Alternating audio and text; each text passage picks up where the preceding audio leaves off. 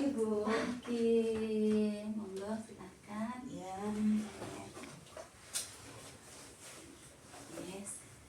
Sebelumnya perkenalkan Ibu ya, saya Bidan Ratna.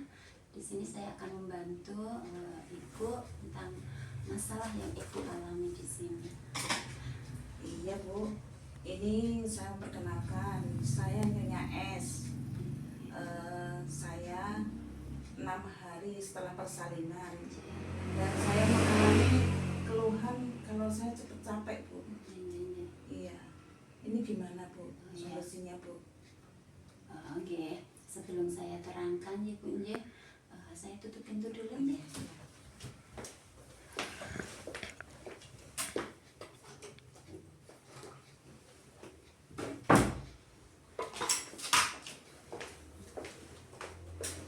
Dan ini ada satu lagi masalahnya.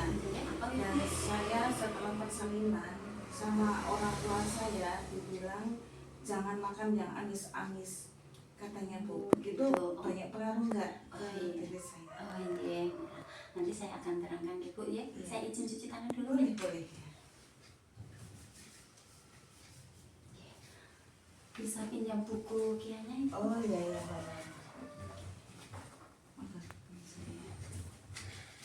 Saya periksa dulu ya. Boleh.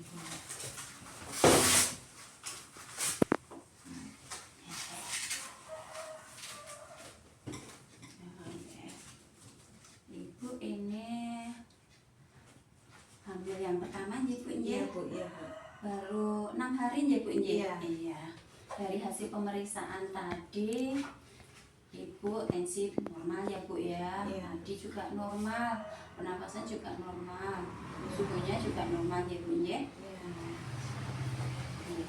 Tadi Ibu keluhannya mudah capek ya Bu ya. Iya, capek. Nah, sebelum saya terangkan tentang nutrisi Ibu menyusui ya Bu ya, nanti saya akan menerangkan itu sekitar 10 sampai 15 menit Bu. Ibu bersedia? Bersedia Bu. Oke. Sebelumnya Ibu sudah pernah mendengar tentang nutrisi Ibu menyusui? Sudah Bu. Oke. Dari sebelumnya kan ada kelas ibu hamil gitu. Dari ilmu yang saya salah selama ini. Oke, berarti sudah sedikit paham ya Bu. Iya. Nanti saya akan menambahi ya Bu ya. Iya Bu. Iya. Ibu bersedia? Bersedia. Nah, begini Bu ya.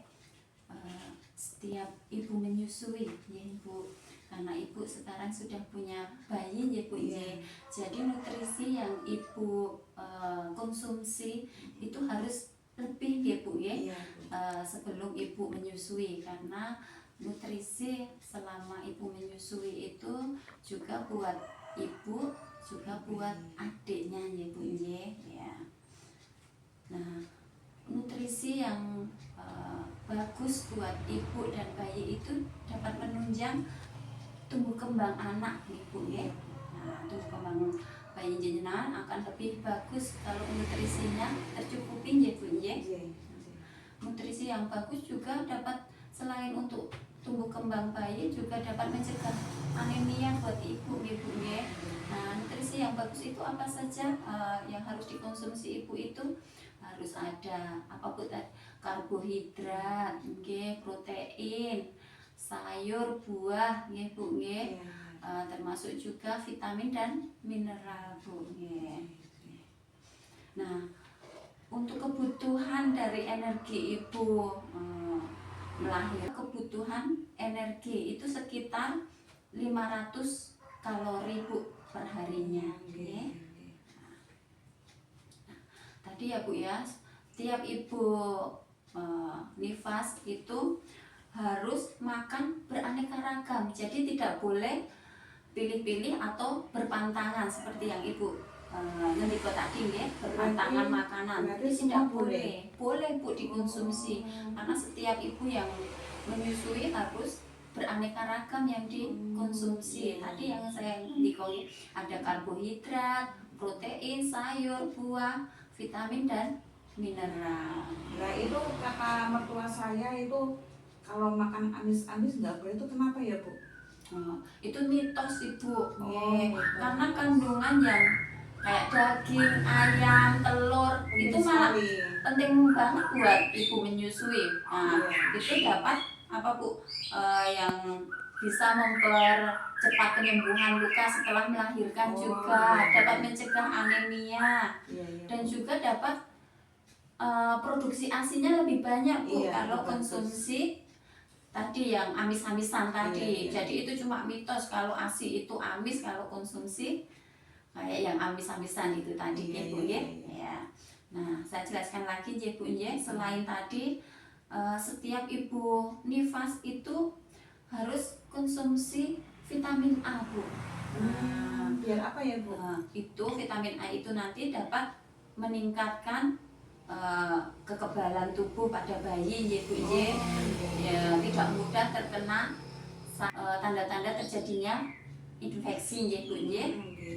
Kesehatan ibu juga akan lebih cepat pulih ya Bu ya kalau konsumsi vitamin A. Ibu tahu nggak kandungan makanan yang mengandung vitamin A itu apa saja? Saya jelaskan ya Bu ya. Bisa dari telur, hati, wortel, sayuran yang berwarna hijau dan orange Bu. Itu wortel, tomat, nangka, mentega juga, iya. Biasanya ibu nifas itu setelah melahirkan dapat vitamin A Bu, yang merah itu loh Bu. Itu kan juga biasanya diberikan 2 kali Bu. Pertama setelah melahirkan, yang kedua 24 jam setelah melahirkan. Kemarin dikasih, tapi juga ibu harus konsumsi minum yang banyak Bu, minimal setiap harinya itu 3 liter. Menyusuin kan terasa haus banget gitu ya Bu ya.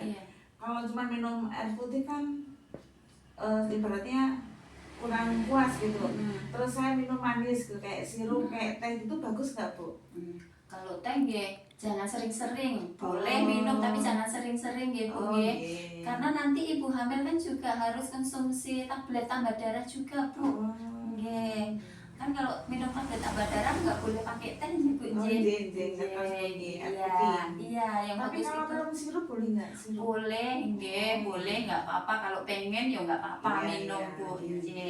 Nah tadi ya Bu ya, untuk vitamin A biasanya diberikan tadi 2 kali Bu setelah melahirkan 1 kali 1 butir, terus nanti yang kedua itu diminumkan setelah 24 jam dari dosis yang pertama. Nah, untuk cairan tadi harus 3 liter Bu minimal. Kalau di gelasi itu 14 gelas Bu. Ya. Dan ibu dianjurkan setelah menyusui minum air putih Bu. Jadi biar ASI-nya berproduksi lagi kata Bu.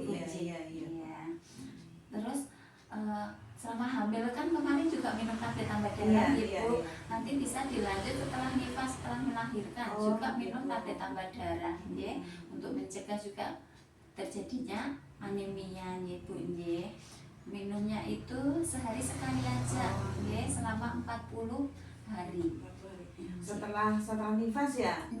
Bisa Iya. nanti saya kesini kalau sudah habis di rumah? Iya, nanti kalau habis jenengan sowan mriki minta tablet tambah darah.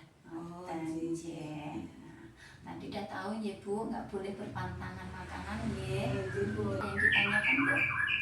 Tapi Ibu sudah paham apa yang sudah saya sampaikan Tadi harus minum asupan cairan untuk ibu nifas itu berapa liter Bu?